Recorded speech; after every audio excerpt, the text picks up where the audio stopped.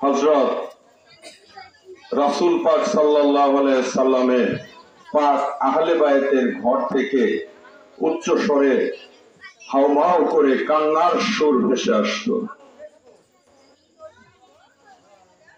রুহানিয়াতে ইমামে আজম ইমাম জাফর আস-সাদিক আলাইহিস সালাম তিনি বলছেন যে মুহররমের চাঁদ উদয় হলে আমার দাদা ইমাম আলী ইবনে হুসাইন জাইনাল আবেদিন আলাইহিস সালাম তিনি বাচ্চা শিশুর মতো হাউমাউ করে কাঁদতেন।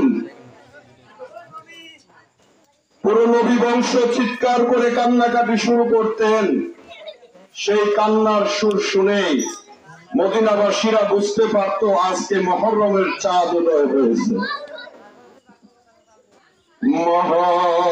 মুহররমের চাঁদ এলো কাঁদাতে ফের দুনিয়া,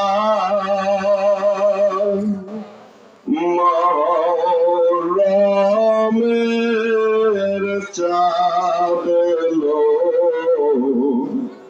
কাঁদাতে ফের দুনিয়া, ওয়া হুসেনা ওয়া হুসেনা তারি মাতম শোনা যায়, ওয়া হুসেনা ওয়া হুসেনা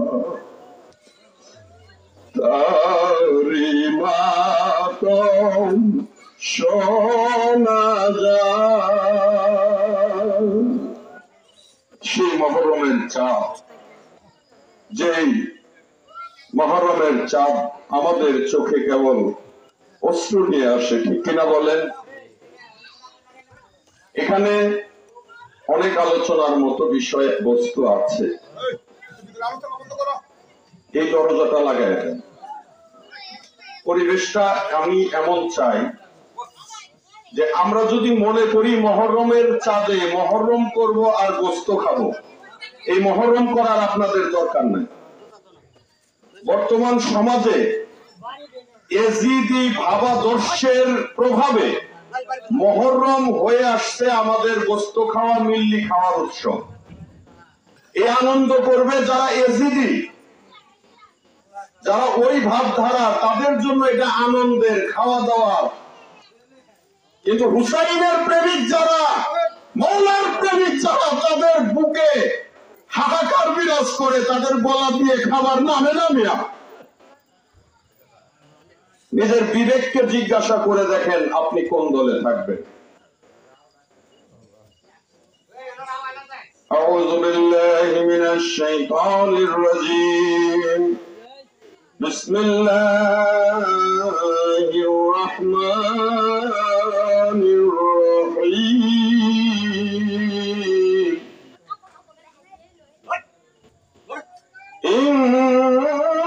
ইন্নাল্লাহা ওয়া মালাইকাতাহু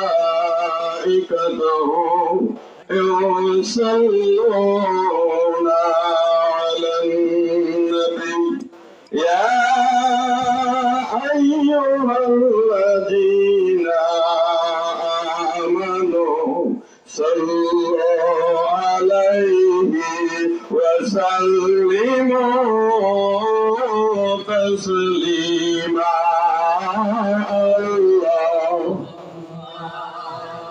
সাল্লি আলা সাইয়্যিদিনা মাওলানা মুহাম্মাদ ওয়া আলা আলি সাইয়্যিদিনা।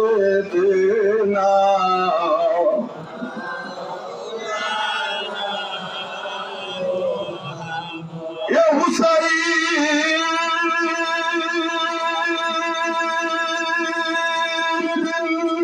है मेरे ये हुसैन दिन है मेरे ला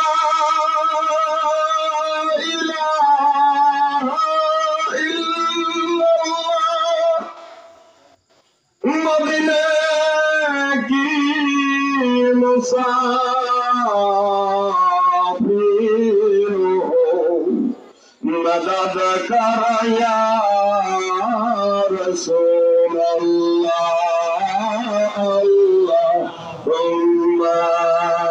सल्ली अला मोहम्मद मौलाना मुहम्मद वाला आले सैयदना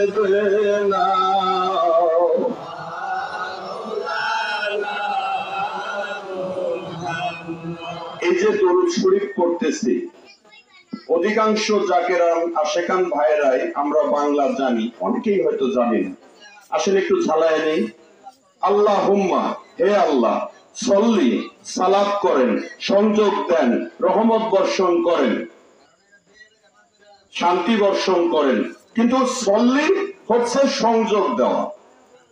আল্লাহ যখন সংযোগ দেয় বান্দার উপর, তখন সেটা কি হয়?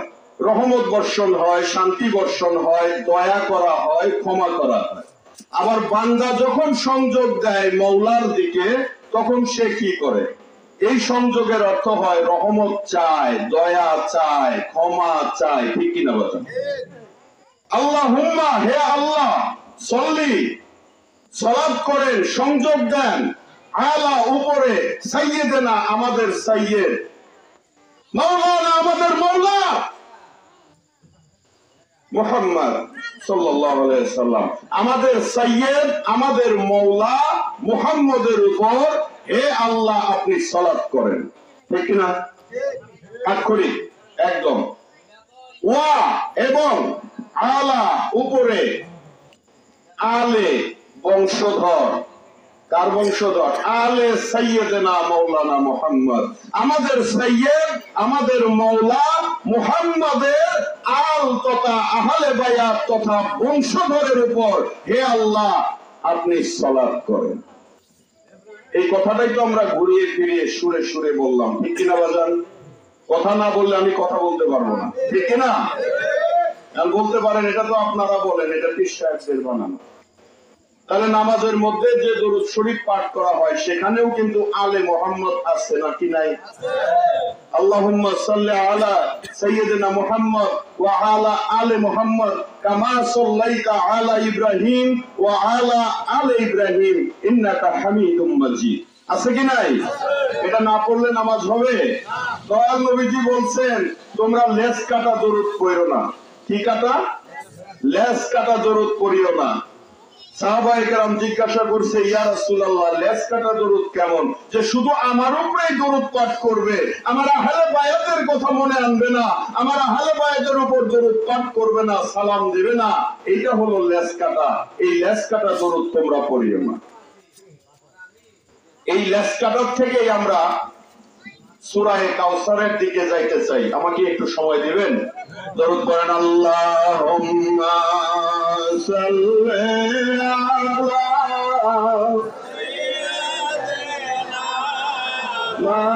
মাওলানা মুহাম্মদ ওয়া আলা আলি সাইয়্যিদিনা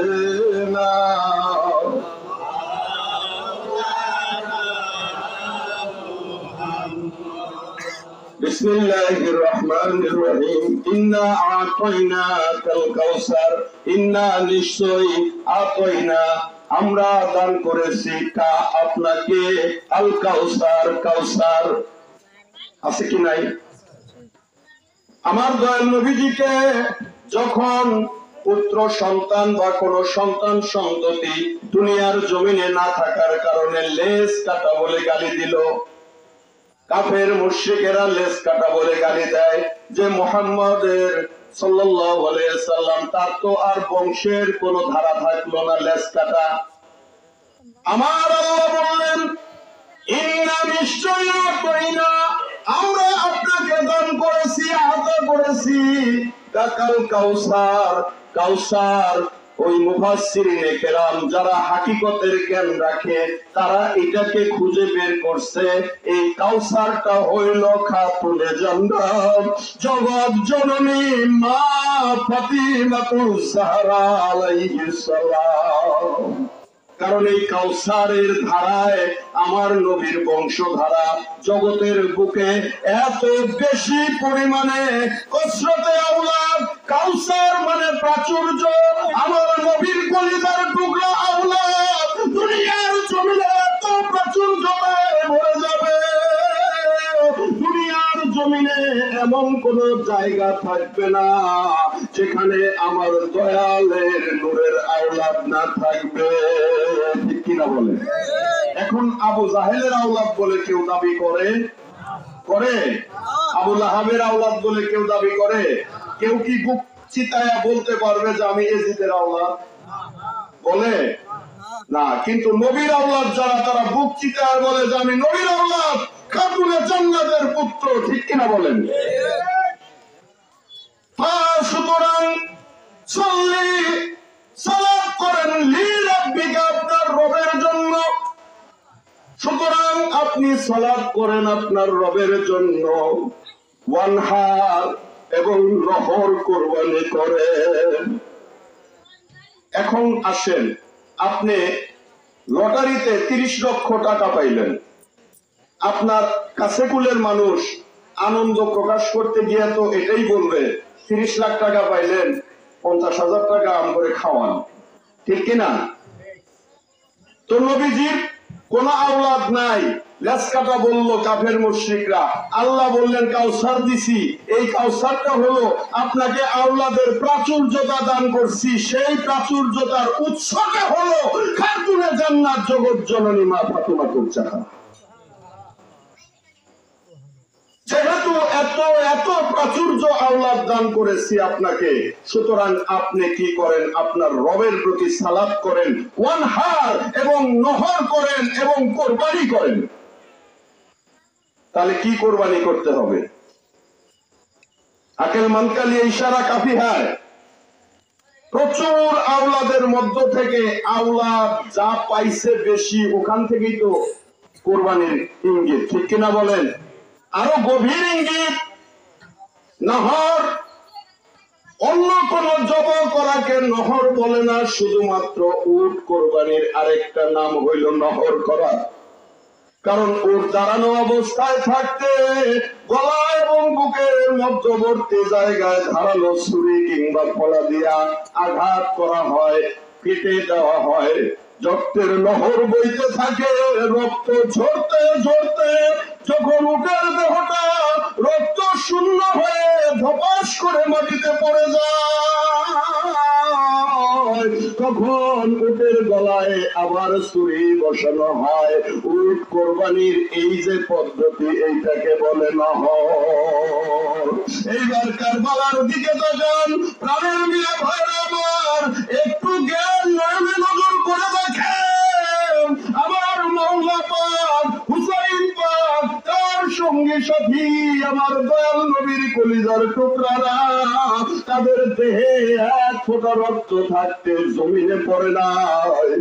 তীরের আঘাতে আঘাতে, বর্ষার আঘাতে জর্জরিত হইয়া, তলোয়ারের আঘাতে জর্জরিত হইয়া যতক্ষণ দেহে রক্ত ছিল যুদ্ধ করে গেছে।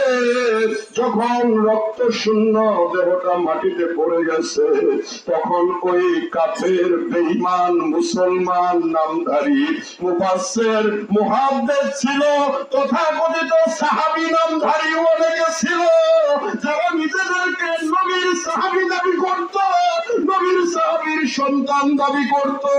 ওই নরাধম পাপিষ্ঠরা নবীর কলিজার টুকরাদের দেহ থেকে শিরকে আলাদা করেছে। ঠিক কিনা বলেন? তাহলে সূরা কাউসারের ভিতরে যে নহরের কথা, এই কোরবানি কেন কোরবানি? আল্লাহ কাউসার দান করছেন, তার শুকরিয়ার কোরবানি, ঠিক কিনা বাজান? এই কোরবানি কে করলেন? আমার মওলা ইমাম হুসাইন পাক। এই কোরবানি কে করলেন?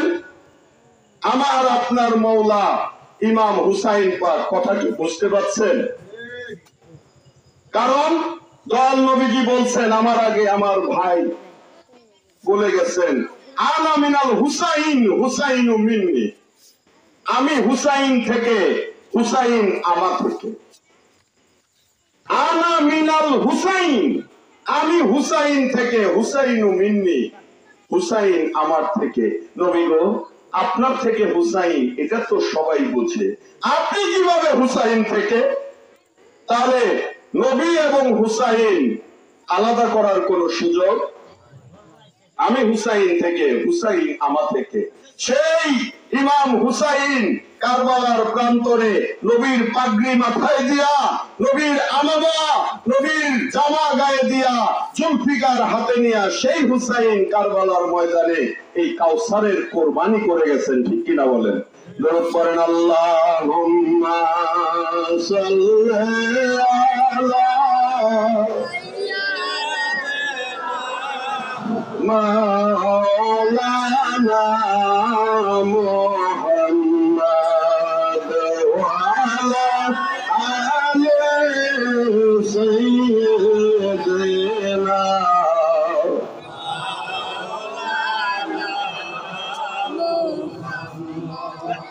খাজা বাবা গরিবে নওয়াজ এই ভারতবর্ষের বুকে ইসলামের মশাল প্রজ্বলিত করেছেন। সৌভাগ্য আমাদের যে আমরা যে ধারায় ইসলাম পেয়েছি সেটা আউলিয়ায়ে কেরামের ধারা, আলহামদুলিল্লাহ বলেন। তার আগে বলে নাই, আমার খাজা বাবা এনায়েতপুরী কেবলা যান এই বিশ্বের বুকে যে নবী প্রেমের, নবীর আহলে বায়েত প্রেমের নীরব বিপ্লব ঘটাইছেন, কোন যুদ্ধ কোন কিছু করেন নাই, কিন্তু আলা ভোলা বঙ্গ ভাষাভাষী মানুষকে তাদের গায়ের ধুলা ঝেড়ে পরম আদরে বুকে তুলে নিয়া নবীর প্রেম শিক্ষা দিচ্ছেন, ঠিক কিনা বলেন? আমাদের সকালে সন্ধ্যায় ফাতিহা শরীফ পড়তে হয়, হয় কি হয় না? আমরা এই যে নফল নামাজ পড়ে দোয়া করি, নফল ইবাদত বন্দেগী করে দোয়া করি, দোয়ার ভিতরে একটা নির্ধারিত পদ্ধতি যেটা খাজা বাবা এনায়েতপুরী আমাদেরকে শিক্ষা দিয়েছেন, যেই শিক্ষায় খাজা বাবা শম্ভুগঞ্জেও দিয়েছেন, ঠিক কিনা? আল্লাহ দয়া করে হাদিয়া নজর পৌঁছাও কার কার? সবার আগে আমরা দয়াল নবী, মা ফাতেমা, ইমাম হাসান, ইমাম হুসাইন, শুহাদায়ে কারবালা, আহলে বায়াতের হুজুরে হাদিয়া নজর পৌঁছাই, ঠিক কিনা বলেন? তাহলে যে যারে ভালোবাসে সে তারে বলে না, যে যারে ভালোবাসে সে তারে বলে না, ঠিক কিনা বলেন? তাহলে খাজা এনায়েতপুরীর আশায় সে আলেম না হইতে পারে, মুফতি না হইতে পারে, মুহাদ্দিস না হইতে পারে, আরবি জানা পণ্ডিত না হইতে পারে, ফেরকাবাজ মোল্লা না হইতে পারে, সে যদি ক্ষেতের কামলাও হয়, ভ্যান চালক হয়, ঠেলা গাড়ি চালক হয়, মুটে হয়, মজুরও হয়, ওই ফাতিহা শরীফ পাঠ করিয়া নফল ইবাদত বন্দেগীর পরে যখন আল্লাহর দরবারে হাত তুলে আমার চোখের পানি হাদিয়া নজর দয়াল নবী, মা ফাতেমা, মাওলা আলী, ইমাম হাসান, ইমাম হুসাইন, শুহাদায়ে কারবালার পাক হুজুরে পৌঁছাও। এতেই বোঝা যায় খাজা বাবা এনায়েতপুরীর এক একটা আশেক আপনা মুরিদ হইলেও সে আশেক হইল আহলে বায়াতের, ঠিক কিনা বলেন? এটা বোঝার জন্য কি মাদ্রাসায় যাইতে হবে? আমার মতো বা অনেক জেনারেল শিক্ষিতর মতো ভার্সিটিতে পড়তে হবে? বৃক্ষ তোমার নাম কি? ফলে পরিচয়। এই যে আমরা দোয়া করলাম, পাক পাঞ্জাতনের নাম আছে না? তাহলে আমরাই তো পাক পাঞ্জাতনকে ভালোবাসি, ভালোবাসি বিধায় তাদেরকে স্মরণ করে, ঠিক কিনা বলেন? আর যারা তাদের নফল ইবাদত বন্দেগীতে দোয়ার মাঝে এই পাক পাঞ্জাতনের নামের গন্ধও নাই তাদের মধ্যে, তারা কি যদি দাবি করে যে আমরা ইমাম হাসান হুসাইনকে ভালোবাসি, তাদের এই দাবি কি ভোটে টিকবে? টিকবে? তাহলে আমরা খাজা এনায়েতপুরীর গোলামেরা যে যে দরবারে তরিকা নিয়ে থাকেন, আমার কারো প্রতি কোনই নাই। আউলিয়া কেরামের অনুসারী যারা, তারা আহলে বায়াত, পাক পাঞ্জাতন, নবীর কলিজার টুকরাদেরকে গুনতে পারে? গুনতে পারে? তাই তাদের সব সময় ওই আহলে বায়াতের কথা তাদের ভিতরে জপনা আসে, ঠিক কিনা বলেন? আর যারা এজিদি, তাদেরকে আপনি পাছায় যদি বাড়িও মারেন, তাও ইমাম হুসাইন, ইমাম হাসান নাম মুখ দিয়ে বের হয় না। কারণ যে আল্লাহকে দুনিয়ায়ও সেজদা করে নাই, হাসরে গিয়েও বলে সেজদা করতে পারবে না, মাজা বলে শক্ত হয়ে থাকবে। ইঙ্গিতটা বুঝে নিন। খাজা গরিবে নওয়াজ বলছেন, শাহ আস্তে হুসাইন, বাদশাহ আস্তে হুসাইন, দিন আস্তে হুসাইন, দিন পানা আস্তে হুসাইন, सरदार नदर दस्तदार दस्ते आजिद हक्का के बनाए ला इलाहा आस्ते हुसैन। এটা খাজা মাইনুদ্দিন চিশতি রহমাতুল্লাহ আলাইহি তিনি লিখছেন, তার মাজার শরীফের গেটে সুন্দরভাবে খোদাই করে লেখা আছে। তিনি বলছেন, জান ইমাম নেসারাম বনামে হুসাইন, আমার জান নেসার উৎসর্গ বনামে হুসাইন, হুসাইনের নামে। মান গোলামে গোলামানে হুসাইন, আমি গোলাম হুসাইনের গোলামে। সুবহানাল্লাহ বলেন। তাহলে তাদের মাধ্যমে আমরা যে ইসলাম পেয়েছি, সেই ইসলাম হলো হুসাইনি ইসলাম। খাজা এনায়েতপুরীর মাধ্যমে যে ইসলাম আমরা পেয়েছি, এই ইসলাম হলো হুসাইনি ইসলাম, ঠিক কিনা বলেন? নারে তাকবীর, নারে রিসালাত, নারে হায়দারি, নারে হায়দারি। খুব চিতায়া বলতে হবে আমরা হুসাইনি। প্রমাণ আমি তো এত সময় পাবো না যে এক গাদা প্রমাণ দিতে হবে। এখান থেকে আমাদের প্রমাণ বুঝতে হবে, ঠিক কিনা? ফেতনার মধ্যে যাওয়া যাবে না। কারণ সূরা কাউসারের ভিতরে শেষে কি বলা হয়েছে? ইন্না শাআনিয়াকা ওয়াল আফতার, আপনাকে যে পাশ কাটায়া যায়, হে নবী, আপনাকে যারা পাশ কাটায়া যায়, আপনি যে হুসাইন থেকে, হুসাইন যে আপনি থেকে, কারবালার ময়দানে হুসাইন পাককে যারা পাশ কাটায়া গেল, ইমাম হুসাইনের সঙ্গে কারবালায় যাইতে যারা ইতস্তত বোধ করলো, তারাও লেজ কাটা হয়ে গেছে। সত্য বললে বন্ধু বেজার হয়ে যাবে। একটা পর্যায়ে গিয়ে আমাদের থেমে যেতে হয় শান্তির জন্য। মাওলা আলী আলাইহিস সালাম তিনি যেহেতু ধৈর্যের চরম একটা পরীক্ষা দিয়েছেন, আমার বাপ যাকে ক্ষমা করে দিয়েছেন, আমার বাপ যে পর্যন্ত ধৈর্য ধারণ করেছেন, আমি সেই পর্যন্ত বাপের সম্মানে ধৈর্য ধারণ করি, ঠিক কিনা? তবে যদি বেশি বাড়াবাড়ি করে তার আওলাদেরা, তাহলে আমাকেও আবার পুরনো খেতার আলাপ তুলতে হবে, ঠিক না? আপনারা মুয়াবিয়ানে ওরস করবেন আর আমরা চুপ থাকবো, এটা তো হয় না। কথা ছিল চুপ থাকো, চুপ আসি, দরকার নাই সমালোচনার। কারণ খাজা বাবাকে একদল জিজ্ঞাসা করেছিল, এজিদ সম্পর্কে আপনার মতামত কি? খাজা বাবা বলছিলেন, হুসাইনের প্রেমে আমার দিন কেটে যায়, রাত কেটে যায়। হুসাইনকে নিয়ে আহাজারি করতে করতে আমার সময় থাকে না, এজিদকে নিয়ে ভাবার মতো আমার সময় কোথায়, ঠিক না? শাহ আস্তে হুসাইন, রাজা হুসাইন, বাদশাহ আস্তে হুসাইন, রাজার রাজা হুসাইন, দিন আসছে হুসাইন, ধর্ম হুসাইন, দিন পালা আসছে হুসাইন, ধর্মের আশ্রয়দাতা হুসাইন। সরদার শির দিয়েছেন নদর দস্ত, হাত দেন নাই দরদস্তে ইয়াজিদ, এজিদের হাতে হাক্কাকে বানায়ে লা ইলাহা, সত্য তো এটাই যে লা ইলাহার বেনা, লা ইলাহার বুনিয়াদ, লা ইলাহা এই কালেমার মূল হুসাইন। তাহলে হুসাইন নাই, দিন নাই। হুসাইন নাই, দিনের আশ্রয়দাতা নাই। হুসাইন নাই, আপনার লা ইলাহারও কোনো ভ্যালু নাই। ঠিক কিনা বাজান? তাহলে সেই হুসাইনের দলে থাকবেন কি থাকবেন না, এটা আপনার বিবেকের উপরে প্রশ্ন। কারোর সঙ্গে ফেতনা ফেসাদের আমাদের দরকার আছে? বিবেকের চাইতে বড় আদালত নাই। আর গুরুর কাজ হইল বিবেককে জাগ্রত করে দেওয়া। আমার বিবেক দিয়ে আমি বিচার করব, আমি কোন দলে যাব, ইমাম পাকের দলে না ওই পাপিষ্ট নরাধম এসিদের দলে। আমি কি মুহররমের মাসে গোশত খাওয়ার উৎসব করব নাকি কান্না মাতম আহাজারির উৎসব করব?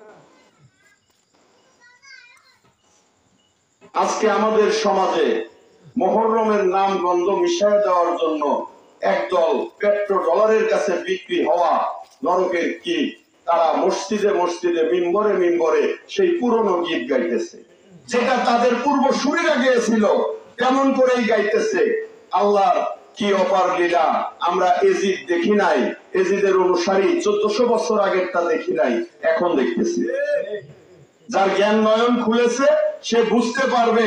কারণ দয়াল নবী যেদিন স্বপ্নে কাশফে দেখেছিলেন যে তার মিম্বরে দাঁড়াইয়া উমাইয়া বান্দরেরা নাচতেছে, নৃত্য করতেছে, ওই দিন থেকে দয়াল নবীজি আর হাসেন নাই।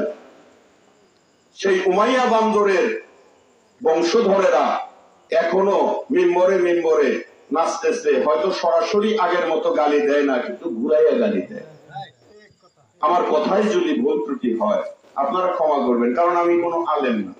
আমি এনায়েতপুর দরবার শরীফে যে আমার ওস্তাদ পিয়ার আলী ভাই, আপনাদের নালিতাবাড়ির মানুষ, আমরা জাকের ভাইদের প্রস্রাব পায়খানা পরিষ্কার করার দায়িত্ব। এটা মালিক দয়া করে দান করছেন, অহংকার না। এই কাজটা করে মালিকের কদমে যখন আমরা সবার শেষে দাঁড়াই, মালিক একটু দয়ার দৃষ্টিতে আমাদের দিকে তাকান, এইটুকুই আমাদের সম্বল, এর চাইতে বড় কোনো সম্বল নাই। আর খাজা এনায়েতপুরীর প্রত্যেকটা আওলাদকে মাথার উপরে রাখি। আমার মুর্শিদ আমার কাছে সবচাইতে বড়, কিন্তু খাজা এনায়েতপুরীর অন্য কোন আওলাদকে আপনি ছোট করতে পারবেন? পারবেন? পারলে কি হ্যাঁ করা যাবে না। কিন্তু আমার মুর্শিদ আমার কাছে সবচাইতে বড়। কিন্তু খাজা পীর এনায়েতপুরীর পাক আওলাদগণ মাদারজাত ওলি আল্লাহ। ঠিক কিনা বলেন? বাবা শেষ জামানার কামেল ওলি রেখে গেছে 5টি কলি।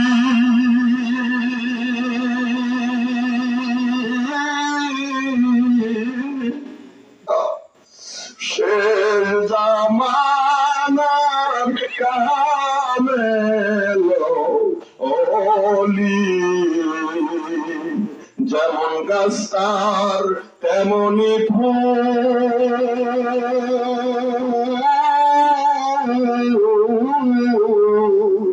ইহাতে নাই কোন ভুল। ফুলের সাথে গাছের কায়া